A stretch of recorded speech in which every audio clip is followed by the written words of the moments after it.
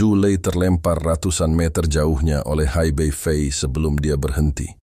Mendengar auman marah datang dari langit dan melihat cahaya menghilang di langit, dia berkeringat dingin. Dia sedang dalam masalah besar sekarang. Dengan kekuatan dan kemarahan Hai Bei Fei, dia tidak akan langsung membunuh Li Yunxiao, bukan? Kemudian, memikirkan hal ini, dia bergidik. Itu semua salahnya karena terburu-buru. Dia seharusnya tidak menunggu lama. Jika terjadi sesuatu, dia tidak akan mampu memikul tanggung jawab. Dia buru-buru mengeluarkan banyak pil dan melemparkannya ke mulutnya. Kemudian, dia mengejar Hai Bei Fei dengan sekuat tenaga. Namun, dengan kecepatannya, bagaimana dia bisa mengejar Hai Bei Fei? Kecepatan yang mulia bela diri dapat menempuh jarak ribuan mil dalam sekejap. Hai Bei Fei mencapai bagian barat kota dalam beberapa kedipan mata. Wilayah kekuasaannya menyebar dan mencakup seluruh basis tim ke-8. Saat berikutnya dia muncul di luar gedung labu. Gelombang suara menyebar dan hampir meledakkan seluruh ruangan. Li Yunxiao, kamu sedang mencari kematian. Li Yunxiao, yang berada di aula, langsung dikunci oleh niat membunuh yang sangat kuat. Setelah itu, gelombang suara yang tajam merobek udara. Meskipun suaranya ditransmisikan sangat jauh, kekuatan serangannya diringkas menjadi sebuah garis, dan itu hanya ditujukan padanya. Seluruh aula terguncang oleh kekuatan ini, dan seolah-olah mereka berada di laut, dan ruangannya agak tidak menentu. Tubuh Li Yunxiao terasa dingin. Semua pori-porinya terbuka dalam sekejap. Rasa kematian semakin dekat. Serangan Hai Bei Fei terlalu mendadak. Jika dia siap, dia bahkan bisa menerima pukulan dari Kaisar Wu. Namun, lawannya datang dengan tergesa-gesa dan tiba-tiba menyerang. Kekuatan yang mulia bela diri bintang 2 membuat pori-porinya terbuka dan niat membunuh menembus tubuhnya. Saat ini, Lu Xun meraung dan bergegas ke depan. Dia menggunakan tubuhnya untuk memblokir di depan Li Yunxiao. Matanya bersinar dengan tekad seolah-olah dia sedang menghadapi kematian dengan ketenangan hati. Dia adalah seorang alkemis peringkat 5 puncak. Rasa ilahinya jauh lebih kuat daripada orang biasa. Lalu, Fang Rui juga maju. Keduanya merentangkan tangan untuk melindungi Li Yunxiao, satu di depan dan satu lagi di belakang. Jantung Li Yunxiao berdetak kencang saat matanya melebar. Gelombang kehangatan mengalir melalui hatinya. Dia melihat 2 lelaki tua berambut putih berdiri di depannya. Mereka tidak melindunginya, tapi seni tertinggi yang mereka dambakan. Mereka tidak mengenal Li Yunxiao, tetapi mereka melihat tujuan yang tidak dapat dicapai dalam diri Li Yunxiao. Meskipun dia tidak bisa mengejarnya, dia mendambakannya. Dalam sungai sejarah yang panjang, ada banyak sekali pelindung di jalan yang tidak pernah berakhir ini, mengorbankan hidup mereka untuk melindungi iman kepada Tuhan, yang Maha Kudus di dalam hati mereka. Meski wajah mereka pucat, mereka mengertakkan gigi dan tidak mundur selangkah. Ini, sosok Hai Bei Fei bergegas masuk. Telapak tangannya dipenuhi dengan kekuatan yang tak tertandingi, dan dia akan membantingnya. Ketika dia melihat 2 wajah yang dikenalnya, dia buru-buru menarik kembali kekuatan telapak tangannya, dan menyedot udara dengan sekuat tenaga, menekan aura yang telah dia keluarkan. Kekuatan martial honor, meski hanya sisa kekuatan, bukanlah sesuatu yang bisa ditahan oleh kedua lelaki tua ini. Jika mereka terluka, konsekuensinya tidak terpikirkan. Gelombang kejut yang kuat mengalir kembali ke tubuhnya. Seteguk darah jantung dipaksa turun ke tenggorokannya. Dia dengan paksa berjungkir balik beberapa kali di udara untuk menghilangkan gelombang kejut. Namun, dia jelas menderita luka dalam. Menghentikan energi seseorang secara paksa sangatlah merusak tubuh. Semakin tinggi level misterius seseorang, semakin besar pula serangan balasannya. Hai Bei Fei bergegas masuk tanpa menunjukkan belas kasihan. Sekarang, dia telah menanggung semuanya. Darah di tubuhnya bergemuruh dan dia merasakan meridiannya patah di lebih dari 10 tempat. Tuan, mengapa kamu melakukan ini? Dia bingung dan menunjukkan ekspresi kaget. Dia ingin membunuh Li Yunxiao, semua orang harusnya senang. Mengapa? Lu Xun melangkah mundur dari gerbang neraka dengan ekspresi pucat. Dia mengertakkan gigi dan berkata, Hai Bei Fei, kami telah bekerja untuk kelompok tentara bayaran pemula selama bertahun-tahun. Namun Anda ingin membunuh Tuan Yun Xiao, maka kamu harus melangkahi mayat kami terlebih dahulu. Ya, lewati mayat kami. Para master misterius lainnya juga bereaksi pada saat itu. Mereka melangkah maju dan memblokir di depan Li Yun Xiao. Mereka menunjukkan ekspresi tekad dan tidak takut mati. Itu benar-benar membuat Hai Bei Fei takut. Dia tercengang saat itu juga. Ayah, apa yang kamu lakukan? Hailin pun bergegas maju dan mengkritik. Wajahnya dipenuhi amarah. Belum lagi, Li Yun Xiao telah menyelamatkan nyawanya beberapa kali. Keahliannya juga sangat dihormati dan dihormati oleh banyak master. Jika dia mati di sini, itu akan menjadi masalah besar. Ini. Hai Bei Fei tercengang. Dia berkata, "Bukankah Li Yun Xiao menyinggung kalian semua, Tuan?"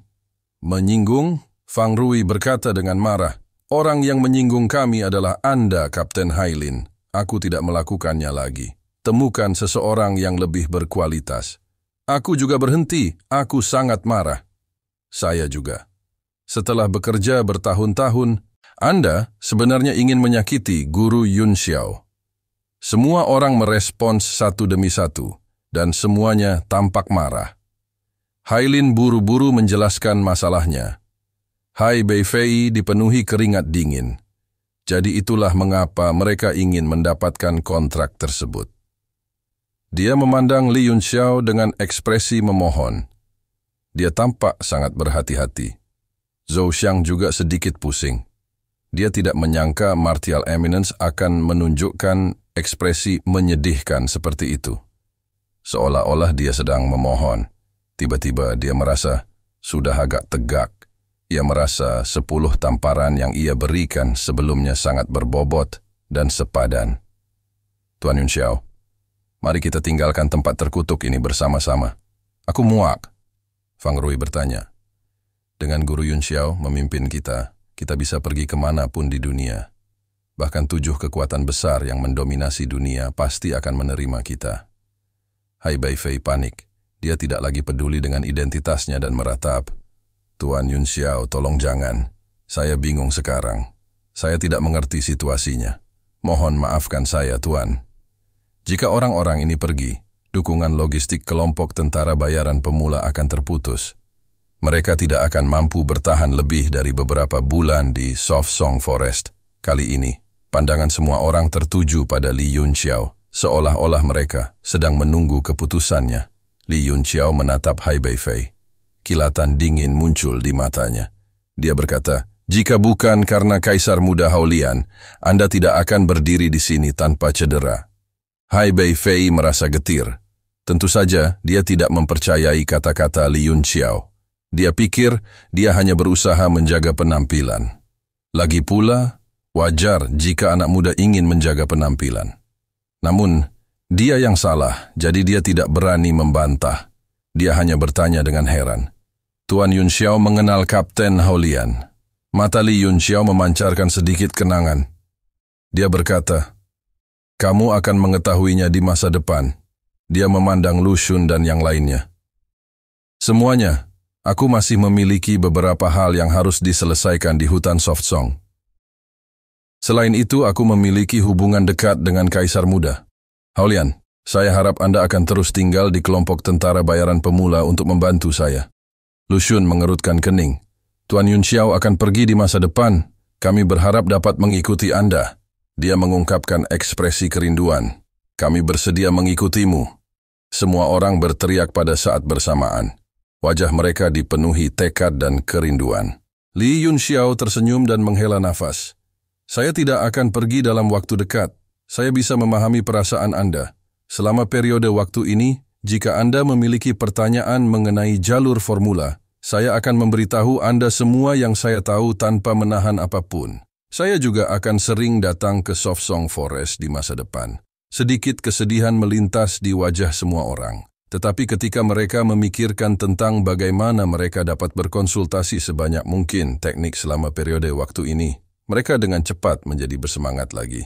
Mereka semua menggosok-gosokkan kedua telapak tangan mereka dengan putus asa menuliskan pertanyaan-pertanyaan yang ingin mereka tanyakan dalam pikiran mereka. Hai Beifei menghela nafas lega. Jejak keterkejutan muncul di matanya. Sepertinya anak ini benar-benar mengenal Kapten dan hubungan mereka tidak dangkal. Mungkinkah dia anak haram Kapten atau anak seorang teman lama? Dia memikirkannya sejak lama. Setelah menghibur para penyuling misterius, Li Yunxiao mengatakan kepadanya, "Saya harus menyusahkan Kapten Hai untuk menemukan informasi tentang pohon cemara abadi sesegera mungkin. Selain itu, saya tidak ingin apa yang terjadi hari ini terjadi untuk kedua kalinya." Tentu saja. Dahi Hai Beifei dipenuhi keringat dingin. Memikirkan tentang apa yang terjadi hari ini membuatnya merasa takut. Tiba-tiba, sesosok tubuh berlari ke aula, dan dengan putus asa berteriak, "Kapten Hai, kamu tidak bisa menyerang Tuan Yunxiao." Itu adalah Julei. Dia telah berlari bolak-balik. Staminanya sudah lama habis. Dia mengandalkan pil untuk menghidupi dirinya sendiri. Dia takut menimbulkan bencana. Dia hampir menghabiskan kekuatan terakhirnya. Hai Beifei dengan marah berteriak, "Ini semua salahmu karena tidak menjelaskan semuanya." Dia dengan santai melambaikan tangannya. Hembusan angin mendorong ke depan dan menyapu Julei, yang berada di ambang pingsan. Dia terlempar beberapa ratus meter jauhnya dan berubah menjadi titik hitam yang menghilang ke cakrawala. Hai Lin. Hai Beifei berkata, "Tuan Yunxiao, bagian barat kota ini adalah tempat yang kacau. Tak satu pun dari 3 kelompok tentara bayaran yang lebih unggul. Pembagian wilayah sangatlah rumit. Karena pertimbangan keselamatan, tim ke-8 memiliki 2 wakil kapten. Saya akan mengirim Bin Jie untuk melindungi Grandmaster bersama Zhou Xiang." Li Yunxiao tidak hanya terkait dengan cedera Hai Lin, tetapi juga terkait langsung dengan stabilitas kelompok tentara bayaran pemula. Dia harus menjadi prioritas utama. Bin Jie yang malang baru saja melarikan diri. Jika dia mengetahui berita ini, dia mungkin akan membenturkan kepalanya ke dinding dan mati. Setelah Hai Beifei memperingatkan Zhou Xiang dan yang lainnya beberapa saat, dia menemukan bahwa suasananya sangat dingin. Para master misterius itu dengan acuh tak acuh menatapnya dengan rasa permusuhan di mata mereka. Dia tidak bisa menahan senyum pahit. Dia merasakan sakit kepala datang. Jika Li Yunxiao mengubah sikapnya atau pergi, dia benar-benar tidak tahu bagaimana membereskan kekacauan ini. Untungnya, pihak lain sepertinya berteman dengan Kapten Haolian. Kalau tidak, itu akan sangat merepotkan. Dia merasa bosan untuk sementara waktu, dan dengan kesal pergi bersama Hailin. Zhou Xiang berkata, "Kapten, situasi di bagian barat kota sangat rumit. Bagaimana kalau saya menemani Anda jalan-jalan karena masih pagi?" Li Yunxiao berpikir sejenak dan berkata, "Baiklah, karena saya mengambil posisi ini, saya akan melakukannya dengan baik. Saya awalnya tidak tertarik dengan hal itu." Dia menjelaskan beberapa hal dan menunjukkan beberapa masalah bagi para penguasa misterius. Baru setelah itu, semua orang pergi dan melanjutkan pemurnian. Luo Yunxiang tiba-tiba berkata, "Tuan Muda Yun, energi yang di sini sangat murni. Tampaknya sangat bermanfaat bagi tubuh saya. Saya berencana untuk berkultivasi dalam pengasingan untuk sementara waktu." Li Yunxiao berkata, "Tidak apa-apa. Ini memang tempat langka dengan energi yang murni. Namun, saya masih merasa ada sesuatu yang sedikit aneh.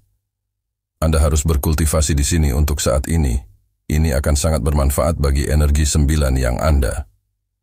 Li Yunxiao pergi bersama Zhou Xiang dan Ding Linger. Terima kasih sudah menonton dan jangan lupa like, share, dan subscribe guys.